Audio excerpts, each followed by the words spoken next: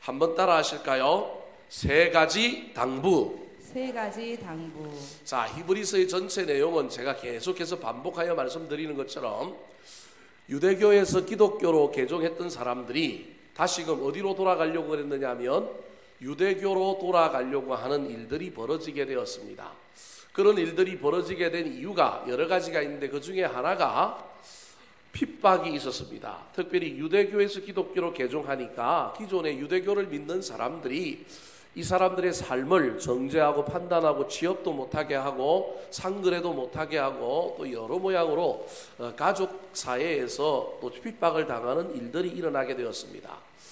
그건 견딜 수가 있었는데 그것보다 더 견딜 수가 없었던 것이 무엇이냐 하면 이 유대교에서 기독교로 개종했던 사람들이 예수 그리스도가 자신들이 기다렸던 구약에 예언한 메시아라고 믿고 기독교로 개종했고 예수 그리스도를 그 메시아로 알고 왔는데 주변의 사람들이 자꾸 아니라고 그래요. 그리고 자기들이 알고 있던 메시아와 또 성경에 말하고 있는 메시아 사상이 조금 차이가 있는데 이 육신의 메시아, 즉 정치적 메시아로 이스라엘 백성들을 이 로마에서 구원해 주어서 나라를 독립시킬 메시아로만 이해했던 그들의 이해 속에 예수 그리스도를 바라보면 예수 그리스도는 그런 사람이 아닌 거예요. 이런 오해 때문에 문제가 생겨서 이들이 신학적인 혼란까지 오게 되었습니다.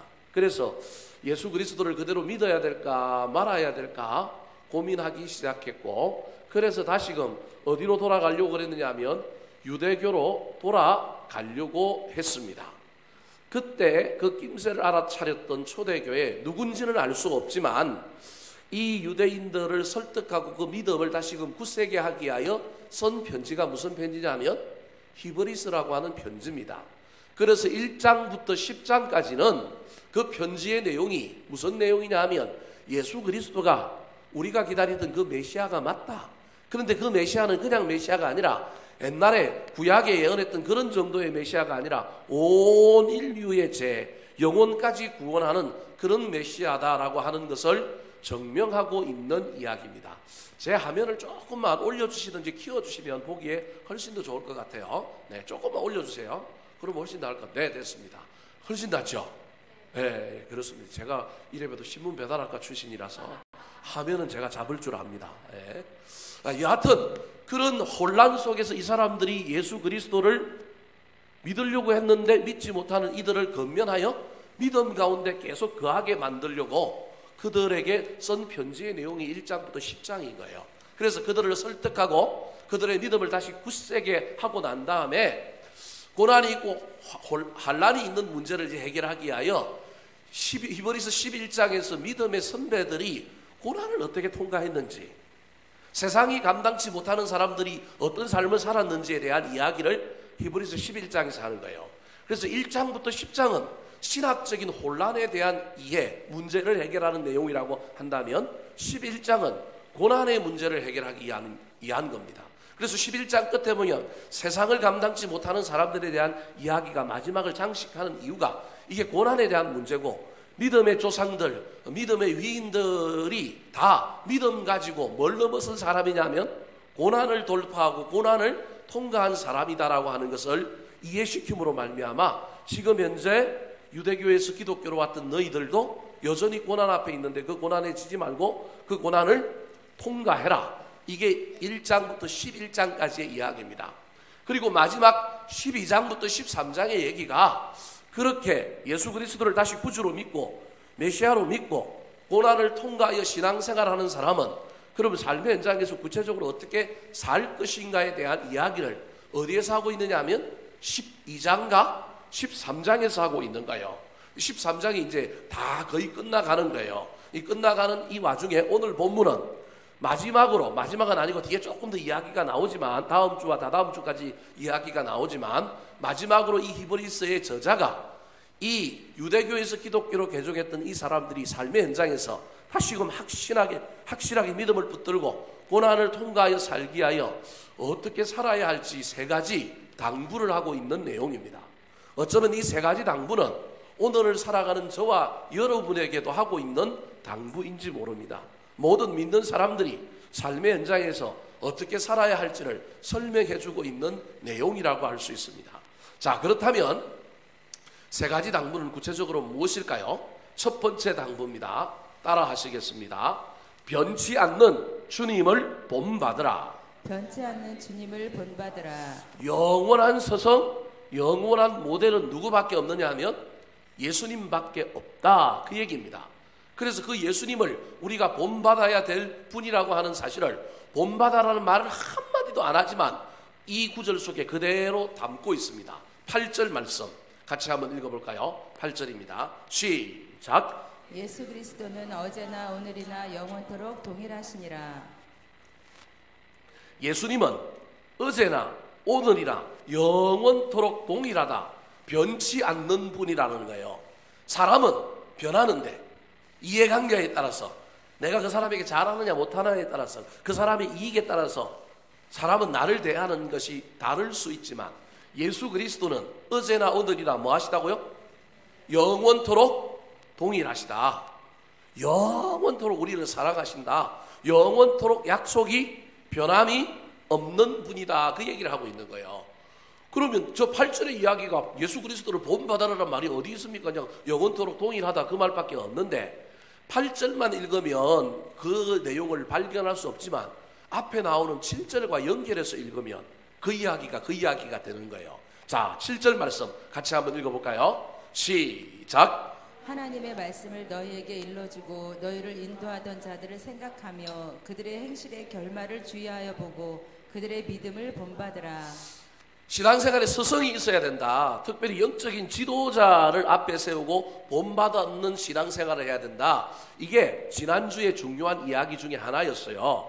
그런데 사람도 본받아야 되지만 8절에 의하면 사람보다 영적인 지도자도 실수할 수 있고 넘어질 수 있고 때로는 부분적으로 오류가 있지만 사람을 본받지 말라, 사람을 앞에 세우지 마라, 지도자를 따라가지 마라, 그런 말이 아니라 그럼에도 불구하고 우리 신앙의 경주, 우리 신앙의 영적 싸움의 최고의 서성이요 최고의 모델은 누구라는 거예요?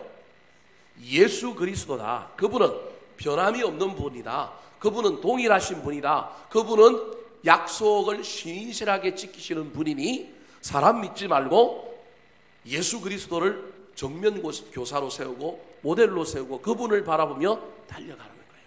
이게 첫 번째 당부입니다. 사랑하는 성도 여러분, 저와 여러분도 신앙생활 하는 동안에 나를 주께로 인도하신 믿음의 선배가 있을 거예요. 좋은 멘토가 있을 거예요.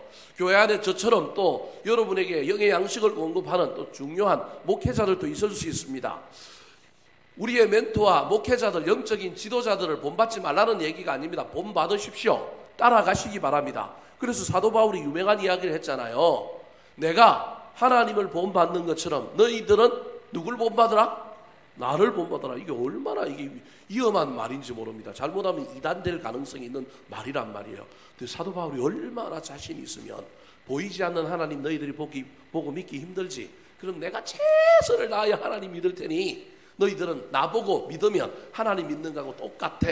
중간에 있는 사람이 잘못되면 큰일 나는 거예요. 그 말은 사도 바울이 나는 열심히 최선을 다하여 주님 섬기겠다라고 하는 자기 결단이 사실은 이 안에 있는 거예요. 그래서 내가 하나님을 본받는 것 같이 너희도 나를 본받아라. 사람 지도자, 사람 모델, 사람을 본받는 것 중요합니다. 그거 없는 사람 하나님 못 따라갈 가능성이 많습니다. 제가 보기엔. 분명히 사람 잘 따라가는 사람이 누구도 잘 따라가게 되어 있느냐 하면 하나님 잘 따라가게 되어 있어요. 몇몇 사람들 중에 또는 자립심이 강하고 자기의가 강한 사람들 중에 나는 사람 안 믿어, 난 누구만 믿어? 하나님만 믿어 이러는 사람이 있습니다.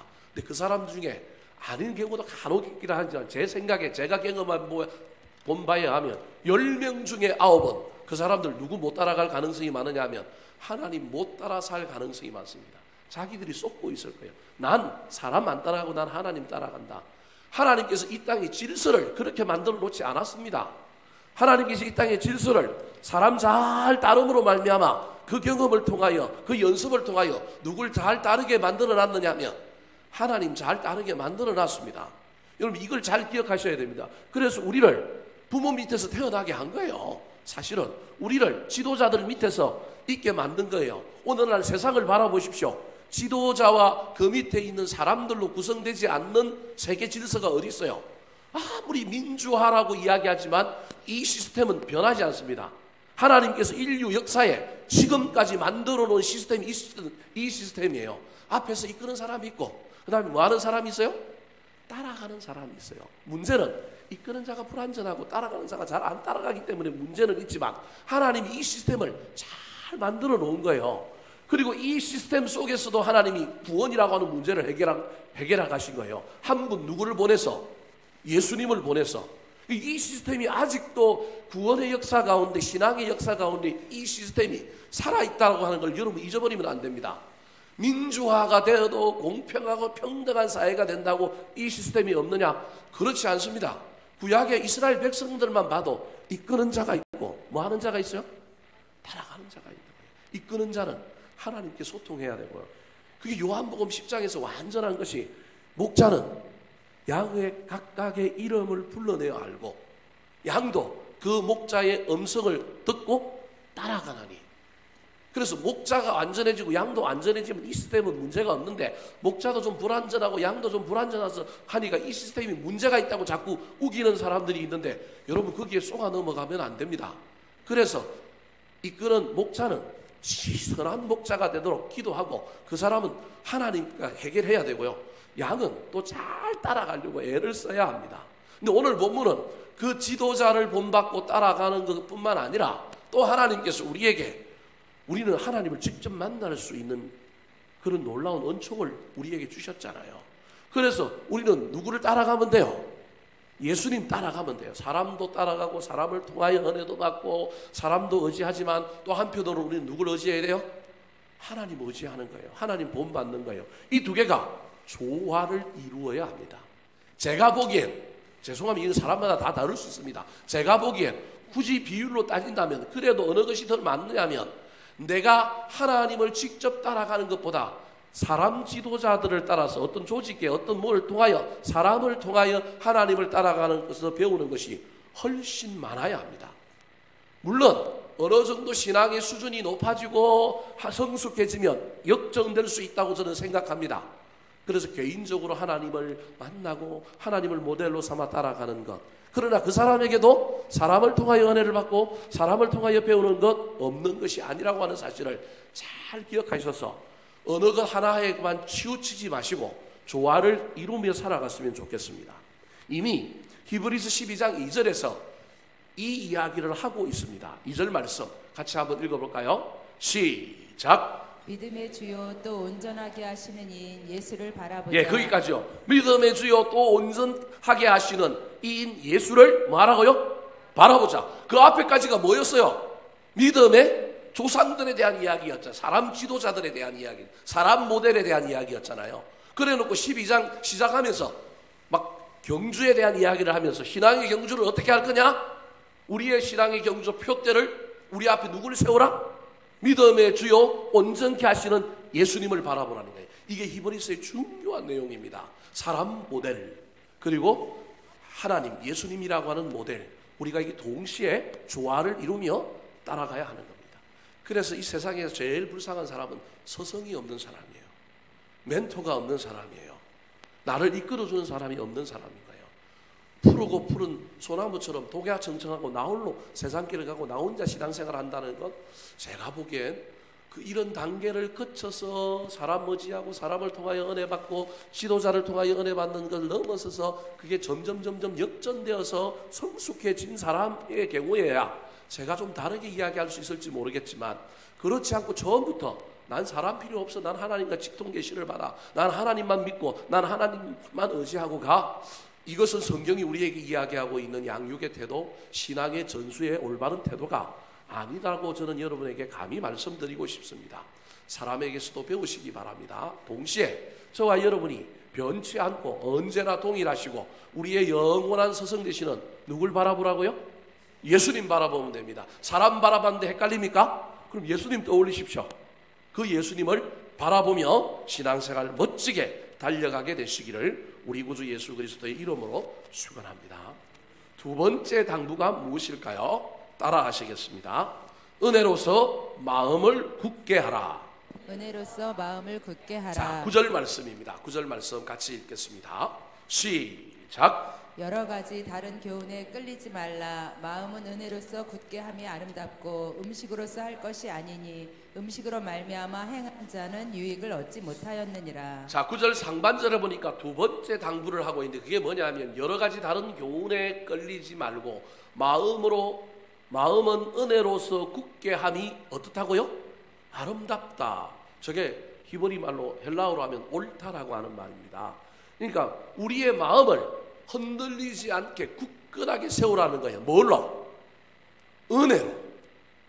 오늘을 살아가는 저와 여러분에게 저와 여러분이 반드시 날마다 점검해야 될 게 있는데 그게 내 안에 은혜가 있냐는 거예요. 은혜는 없고 내 어려움이 있고요. 은혜는 없고 내 열심이 있는지 없는지 잘 살펴봐야 됩니다. 내 어려움과 내 열심이 간혹 은혜라고 우리 스스로를 착각하게 만드는 경향이 있어요. 이게 구분이 쉽지 않거든요. 그럼에도 불구하고 저와 여러분이 영적인 민감성을 가지고 신앙생활을 하면서 날마다 내 안에 은혜가 있는지 없는지를 살펴봐야 됩니다. 은혜가 있으면 저와 여러분이 흔들리지 않는 믿음이 되는 거예요. 그래서 그것을 은혜로서 마음은 굳게 함이 아름답다 그렇게 말하고 있는 거예요. 은혜가 있는 사람하고 없는 사람하고 천지 차이입니다. 은혜가 있는 사람은 마음이 부드럽고 은혜가 없는 사람은 마음이 딱딱해질 수 있습니다. 그래서 마음 안에는 뭐가 들어있어야 되냐면 은혜가 들어있어야 됩니다. 잠언 4장 23절에 보면 무릇 모든 지킬 만한 것 중에 더욱 내 마음을 지키라 그랬어요. 그럼 마음을 지키는 게 뭘 어떻게 지킬까요? 그냥 마음 안에 뭐 아무것도 못 들어오게 막 파수꾼을 세우고 막 이런 게 마음을 지킬까요? 채우는 거예요. 지킨다고 하는 말이. 채워서 다른 것이 못 들어오게 하면 되는 거예요. 그래서 성령 충만, 은혜 충만, 말씀 충만으로 채우는 거예요. 그게 마음은 은혜로서 굳게 함이 아름답다라고 하는 말이에요. 그런데 저기에 보면 은혜로서 마음을 굳게 지키는 것, 채우는 것을 방해하는 두 가지가 나오는데 한 가지가 어디에 있느냐 하면 9절 제일 앞쪽에 나오는 여러 가지 다른 교훈에 뭐 하지 말라고요?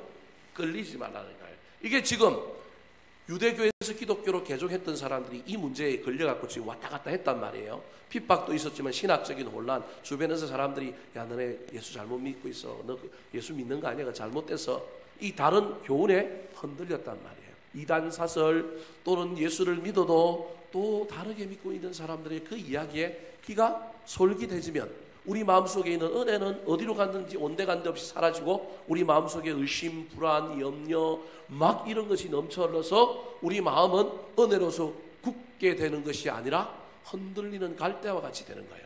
그래서 다른 교훈에 끌리지 마라. 두 번째가 저기 보니까 하얀 글씨로 되어 있는 것 중에 음식으로 할 것이 아니니 음식으로 말미암아 행한 자는 유익을 뭐하지 못할지라 얻지 못하느니라. 행한 자는 뭐가 글자가 하나 빠진 것 같은데요. 예. 음식으로 행할 것이 아니요. 자, 저기 음식이라고 하는 단어가 나왔는데 음식은 그냥 음식을 얘기하는 것이 아닙니다.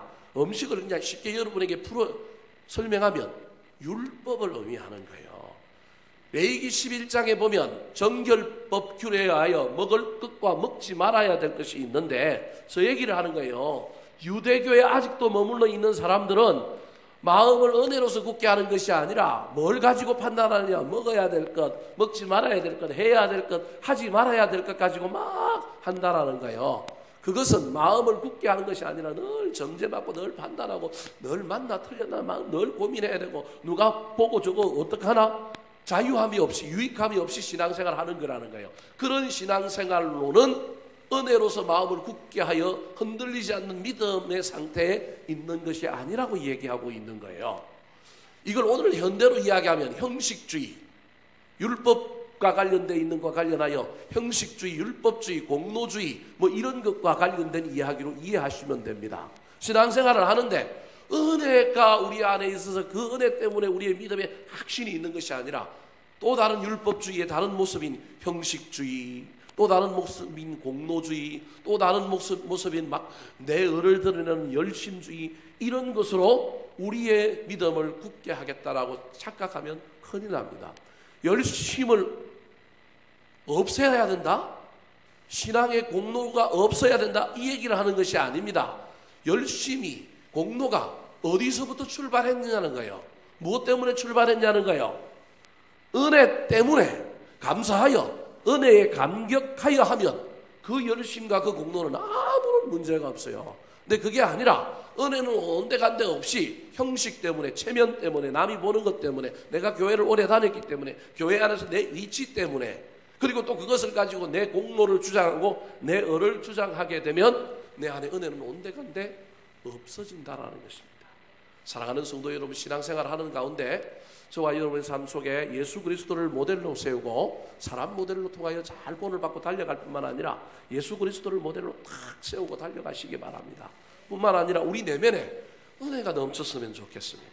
다른 것이 아니라 이 은혜가 넘쳐서 이 은혜 때문에 봉사하고, 이 은혜 때문에 열심을 내고, 이 은혜 때문에 공로가 나타나고, 이 은혜 때문에 우리가 무엇을 하는 놀라운 일들이 있게 되기를 우리 구주 예수 그리스도의 이름으로 축원합니다. 마지막 당부는 무엇일까요? 따라 하시겠습니다. 영문 밖으로 나아가라. 영문 밖으로 나아가라. 자, 예수 그리스도를 모델로 삼아서 신앙생활 하는 거예요. 사람 모델도 있습니다. 그런데 예수 그리스도를 모델로 삼아서 신앙생활을 하는 사람들 속에 내면에는 뭐가 있어야 되느냐 하면 은혜가 있어야 돼요. 공로와 의로움이 있으면 안 되고 뭐가 있어야 되느냐 하면 은혜가 가득 넘쳐야 돼요. 그래서 날마다 내가 은혜가 있는지 없는지 살펴보고 은혜가 떨어지면 은혜를 받으려고 애를 써야 됩니다. 이런 은혜를 받은 사람이 그러면 삶의 구체적인 삶의 현장에서는 어떻게 살 거냐 하면 오늘 본문에 뭐라고 얘기하냐면 영문 밖으로 나아가라 그래요. 그게 13절에 나오는 말씀인데 13절만 읽으면 이해가 안 되기 때문에 앞에서부터 차근차근 한번 풀어가 보도록 하겠습니다. 먼저 10절과 11절 말씀 같이 읽어보겠습니다.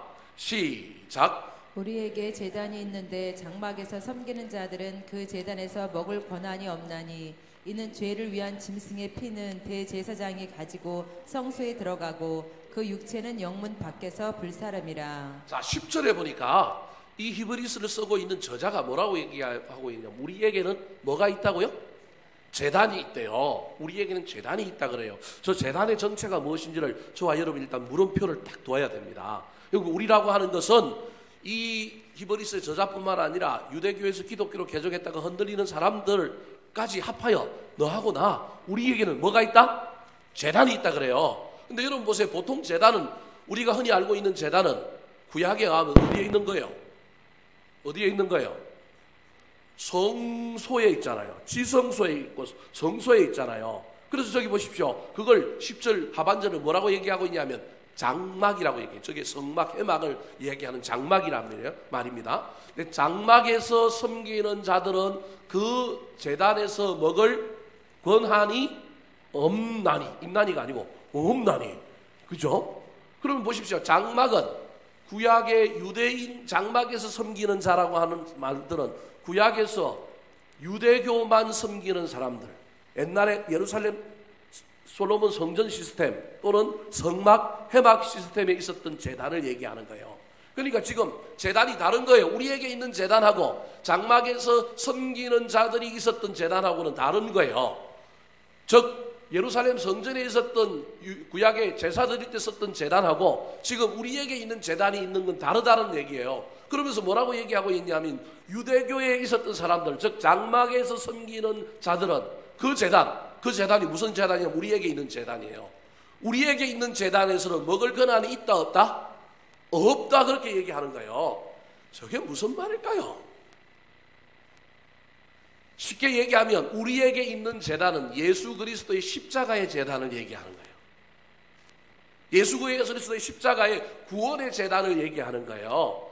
이 구원의 제단, 구약의 유대인들에게 있었던 제단하고 다른 예수 그리스도의 제단이 누구에게 있다는 거예요? 우리에게 있다는 거예요. 그건 여러분과 저에게도 마찬가지예요. 우리에게 있다는 거예요, 제단이.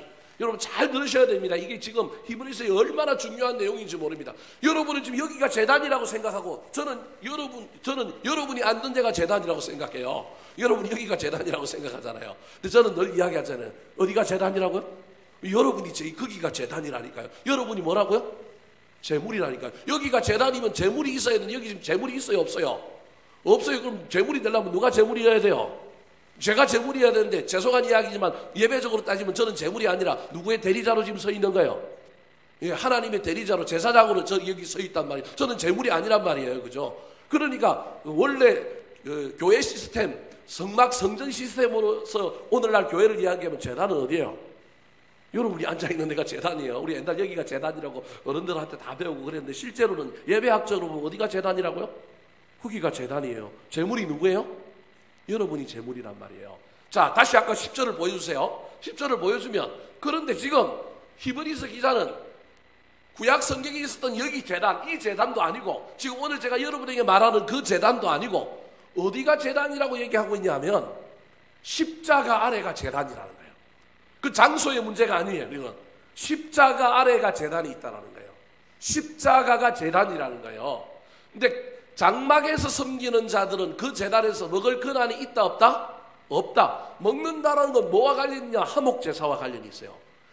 구약의 제사에 음식을 나누어 먹는 제사는 화목제사인 거예요. 화목제사는 담이 흐러지고 하나 되었을 때 먹는 제사예요. 예수 그리스도의 십자가로 말미암아 우리가 하나님과 화목하게 되어서 우리가 하나님과 더불어 먹는 존재가 되었다. 그게 구원이에요. 그래서 저 10절에 많은 이야기를 담고 있는 거예요. 사실은 우리에게 제단이 있는데 우리는 그 제단에서 하나님과 먹고 마셔서 우리는 화평을 이루었고 우리는 구원받은 존재가 되었지만 유대교에 남아있는 장막에서 자기들 제단에서 제사 드리는 그 사람들은 우리 제단, 십자가 제단에서 먹을 권한이 있다 없다? 없다. 그게 10절의 내용인 거예요. 이해되셨죠? 이 이야기를 왜 하는지 여러분이 이제 생각해야 돼요. 저 10절의 이야기가 13절로 넘어가야 연결이 되는 거예요. 자, 그러면서 뭐라고 얘기하냐면 이는 그래요. 설명을 부가적인 설명을 하는 거예요. 왜 먹을 수 없느냐 하면 잘 보십시오. 죄를 위한 짐승의 피는 대제사장이 가지고 어디로 들어가요?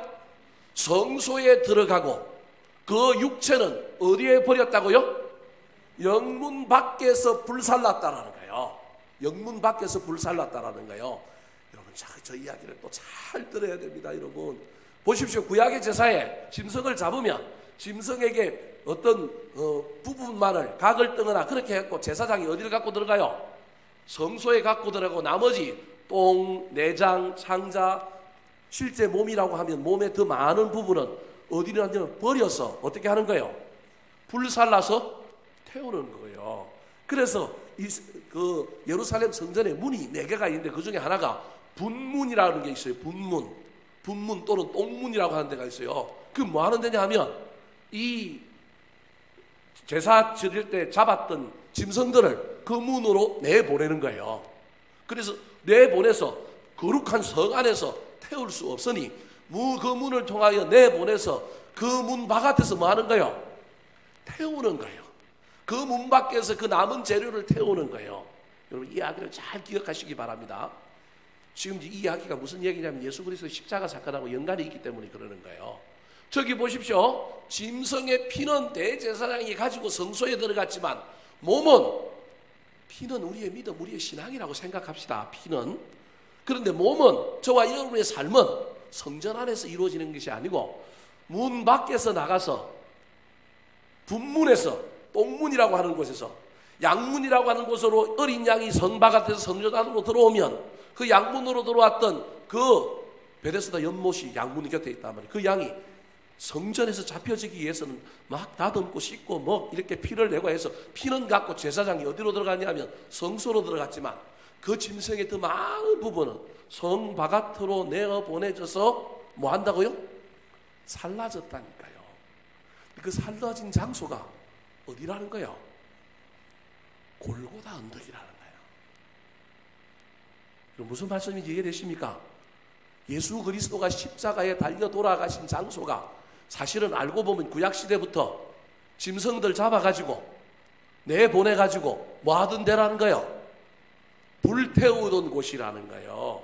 불태우던 곳. 자, 12절 13절 읽어보면 이제 이해가 될 거예요. 자, 그러므로 예수도 자기 피로서 백성을 거룩하게 하려고 성문 밖에서 뭘 받았다고요? 고난을 받았다라는 거예요.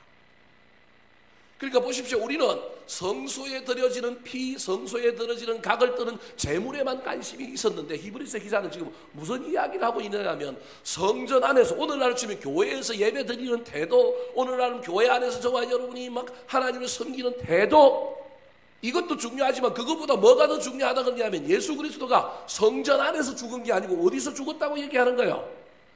영문 밖에서, 성문 밖에서 십자가를 지고 죽었는데 그 골고다 언덕이 알고 보니까 골고다가 해골이잖아요. 사람들이 거기서 많이 죽어서 해골의 언덕이기도 하지만 그곳이 전통적으로 양들을 내보내가지고 그 양들, 소들, 제사 지내고 남은 모든 것들 내보내가 거기서 뭐 하는 곳이더라고요? 불사르는 곳이라는 거예요. 지금 무슨 얘기를 하고 있냐면 하나님은 진짜 제단이 예루살렘 성전에 있는 것을 제단이라 그러지 않고 어디를 제단이라 그런다고요?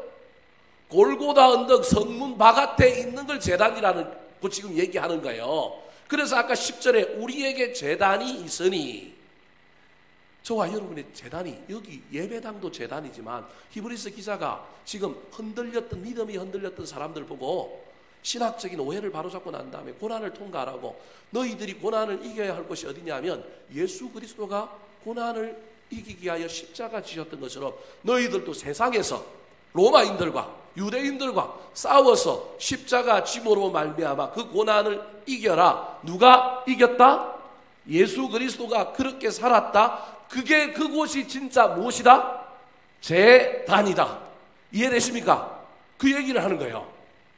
여러분, 저처럼 설명해 주는 목사들이 없어요. 여러분, 제가 교만해서 이야기하는 게 아니고, 저도 이번에 공부하면서 깨달은 통찰 중에 하나가 성소 시스템을 부정하는 것이 아니고 지금 고난의 문제와 싸워 이기기 위하여 강조점을 어디에 두고 있느냐 하면 예수 그리스도가 십자가 성전에서 죽은 게 아니고 어디서 죽었느냐 하면 영문 밖 골고다 언덕에서 죽었다라는 거예요. 그 죽은 이유가 뭐예요? 자기 피로서 누구를 거룩하게 하려고? 백성들을 거룩하게 하려고 성문 밖에서 뭘 받았다고요? 고난을 받았다라는 거예요. 쉽게 이야기하면 자기 피로 믿지 않는 자를 구원하려고 믿지 않는 자들이 있는 세상에서 고난을 받았다라는 거예요. 믿는 사람들이 모여있는 성전에서 십자가 지고 피 흘린 게 아니고 그 피가 흘러 가야 할 곳은 어디냐면 믿지 않는 사람들 세상이라는 거예요. 그래서 성전 안이 아니라 성전 밖, 영문 밖에서 십자가 지고 피 흘려서 그들 구원하기 위하여 그곳에서 죽었기 때문에 진짜 제단은 어디라는 거예요? 영문 밖이라는 거예요. 십자가 아래 거기가 제단이라는 거예요. 저 목사가 저렇게 이야기하면 예배는 뭐야 이렇게 얘기할지 모르겠지만 여러분, 제가 예배가 아니라는 얘기가 아니에요. 우리의 예배는 그래서 교회 안에서 예배가 있고 또 어디서 예배가 있어요? 세상에서 예배가 있잖아요. 여기만 제단이 아니라 세상 전체가 뭐라는 거예요? 예배의 제단이라는 거예요. 세상 전체가. 히브리서 기자가 지금 그 이야기를 지금 2000년 전에 누구한테 하고 있느냐 하면 믿음이 흔들렸던 사람들을 향하여 너네 믿음 흔들리지, 믿음 흔들릴수록 교회로 와, 믿음 흔들릴수록 교회에서 신앙생활 열심히 해, 지금 그렇게 이야기하는 것이 아니라 믿음 흔들리지, 세상에서 싸워 뭐 하라고요? 이기라는 거예요. 세상에서 싸워서 그 고난을 감당하며 나아가라는 거예요. 이게 얼마나 획기적인 이야기예요. 대단한 이야기잖아요. 오늘처럼 고난이 없는 이 시대도 세상에서 예수 믿는 것처럼 사는 게 쉽지 않은데, 그 시대는 로마의 핍박도 있죠. 유대인들의 핍박이 있는데 지금 뭐라고 얘기하냐면, 야, 제단이 교회 안이 아니야. 어디가 제단이냐면 영문 밖이 제단이야. 그래서 13절에 뭐라고 얘기해요? 그런즉 우리도 그의 치욕을 짊어지고 어디로 나아가자? 영문 밖으로 그에게 나아가자. 예수님이 교회당에만 있는 것이 아니라 예수님이 지금 어디에 있느냐 하면 영문 밖에 있다라는 거예요. 예수님이 십자가 지시고 나갔던 것처럼 우리도 십자가 지고 영문 밖으로 나아가자. 우리도 고난 감당하자. 우리도 십자가 지고 세상에서 고난을 이기는 삶을 살자. 그렇게 당부하고 있는 겁니다. 정리하면 히브리서 기자가, 히브리서의 저자가 믿음이 흔들렸던 유대교에서 기독교로 개종한 사람들 보고 이야기합니다. 사람도 본받아야 되겠지만 변치 않는 예수 그리스도를 본받아라. 두 번째로는 은혜가 중요하다. 너희 마음에 은혜가 넘쳐야만이 믿음 흔들리지 않는다. 그리고 십자가 지고 자꾸 도망와갖고 교회 와가지고 기도하지 말라는 얘기도 아니고 여기에서 안식을 얻고 위로를 얻지 말라는 말도 아니지만 궁극적인 싸움의 현장은 어디예요? 세상이라는 거예요. 거기 가서 너를 핍박하는 자, 너를 힘들게 흔들리고 하는 자들 앞에서 여기서 은혜 받아서 치욕을 짊어지고 영문 밖으로 나아가서 거기 가서 예수 그리스도와 함께 그 고난을 이기고 승리하라. 그렇게 말하고 있습니다. 사랑하는 성도 여러분, 여러분에게 어떤 어려움과 어떤 고난이 있습니까? 오늘도 주님만을 바라보시고 마음의 은혜를 가득 채워서 다시금 십자가를 짊어지고 영문 밖으로 세상으로 나아가서 우리의 사명을 감당하며 고난을 이기는 저와 여러분 되시기를 예수님의 이름으로 축원합니다. 한번 따라 하실까요? 세 가지 당부. 변치 않는 주님을 본받으라. 변치 않는 주님을 본받으라. 은혜로서 마음을 굳게 하라. 은혜로서 마음을 굳게 하라. 영문 밖으로 나아가라. 영문 밖으로 나아가라. 기도하겠습니다.